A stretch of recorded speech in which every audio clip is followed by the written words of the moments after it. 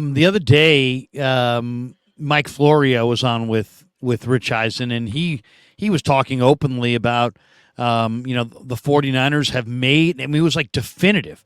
The 49ers have made a huge mistake by drafting Trey Lance, and he was so arrogant about it. It was like anybody who says that they haven't made a huge mistake is just a blind 49er fan that can't accept that their team made a colossal mistake in the draft. Is that Florio still bent on the fact that they took Lance over Mac Jones? Because to me, if you said to me, they made a huge mistake in drafting Lance. Okay, I mean that's based on not very much. I would argue that they could make a huge mistake by trading Lance. I see an intriguing quarterback with upside potential who's clearly getting better.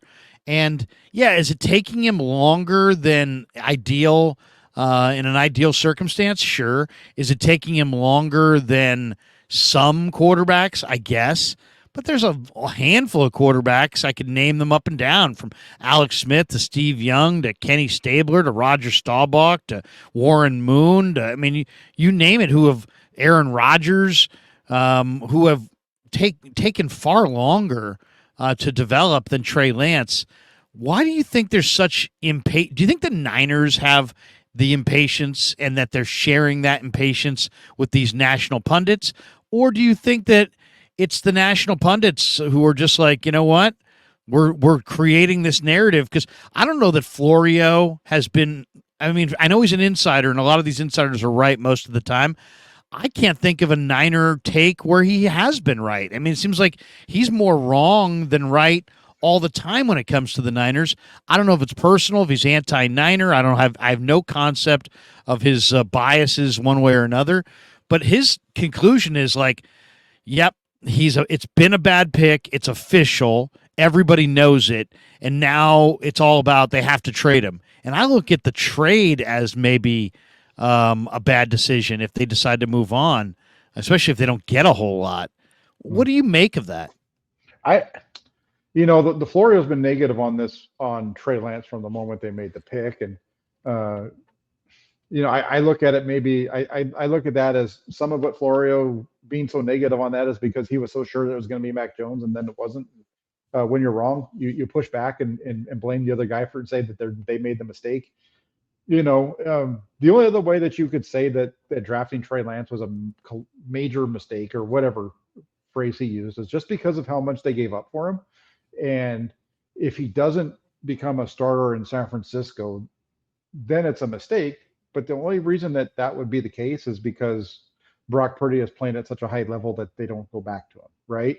And so it's just not something that I think is something to get totally vexed about. If you're a 49er fan, this guy and Chris Sims, those two have been on this anti-Trey Lance train from the moment that the selection was made. When it comes to Lance, I think we're seeing from him right now is what I think everybody wished they had seen last year during training camp. Not that not that things would have changed all that much in the way the way it all went down, because who knows, he still could have gotten injured in week 2.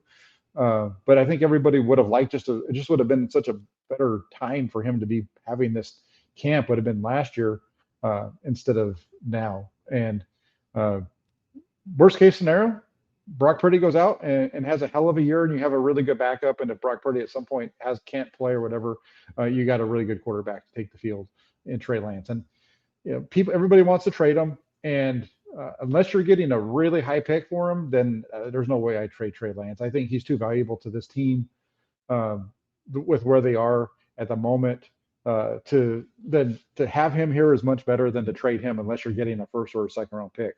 I saw a thing today where it was a hypothetical. I think it was like ESPN put it out, where you get a second and a third, but you're trading Lance a second and a sixth.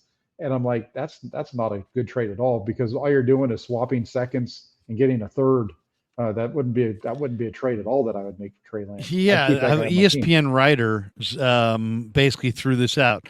Buccaneers would get Trey Lance, a 2024 second, and a 2024 sixth, and the Niners would get theoretically, I guess, to move up in the second because the Niners are a good team, the Bucks are a bad team. So maybe the Niners go from the back of the second to the top of the second.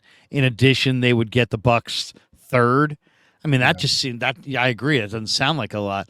How do you feel like the? I mean, we're around the team, and you get a sense for the camaraderie. I mean, we're not interviewing the players yet. We get a chance to talk to a few of them at the podium, but we haven't been able to go into the locker room yet and really talk to the players. How do you think the locker room would respond if they made a trade like that and sent Trey Lance packing somewhere? I don't think the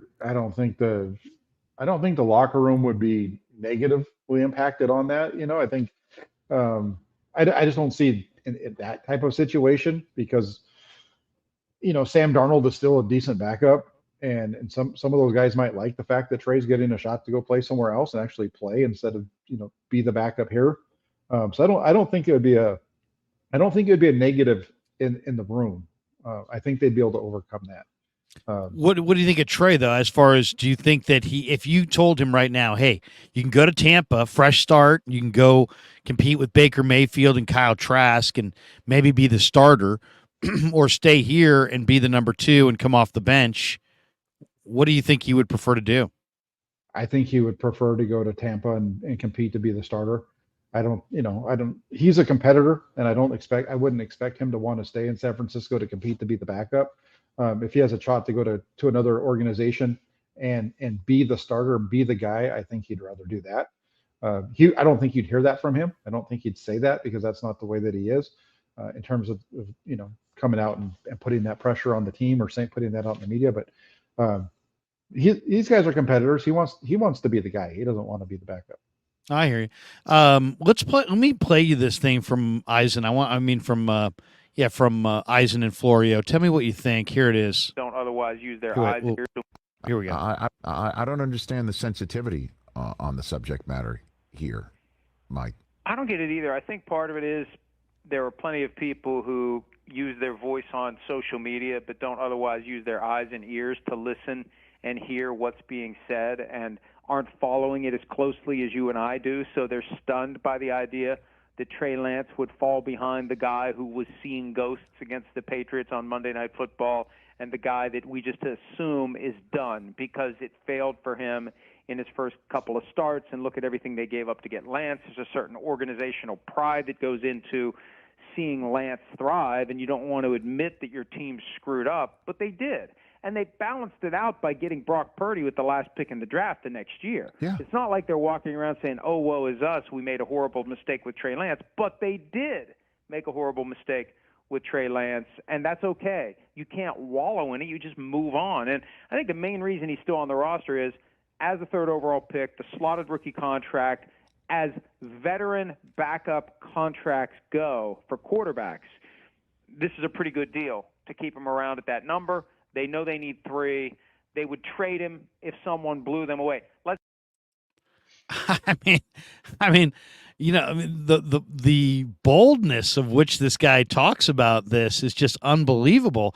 So now, even though he's never been to camp one time this summer, never once has he put his eyes on Trey Lance, he's decided that we all are not following the story as closely as he is, and that you heard him say it there.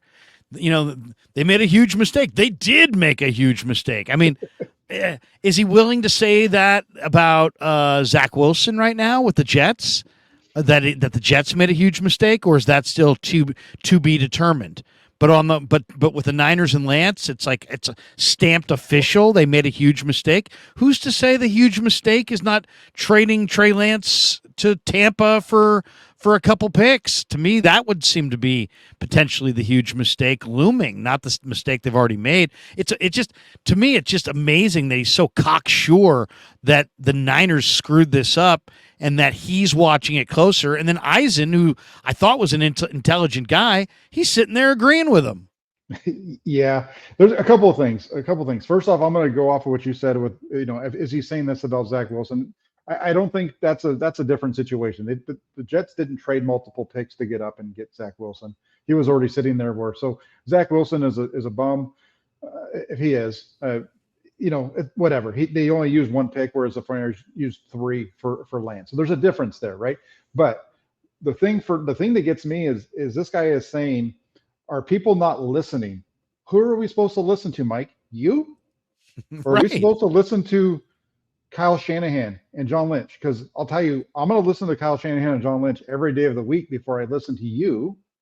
And if you've listened to Kyle Shanahan and John Lynch talk, they've both talked about how much they like Trey, and they've also talked about how they like Sam. And I don't think there's anything that's been said by the 49ers to the public that any of the uproar that he's talking about, I don't think that they've said anything to quell that. I think all of them have talked about how much they like Trey Lance, how much they still like him as much as they did the day that they drafted him, and all those kinds of things. So in terms of listening to, that's the part that my question is, who are we supposed to listen to? Because if it's you, then no, I'm not listening to you, Mike. But if it's the 49ers, absolutely, that's who I pay attention to. It's wild. It's wild that he would have that strong of an assertion.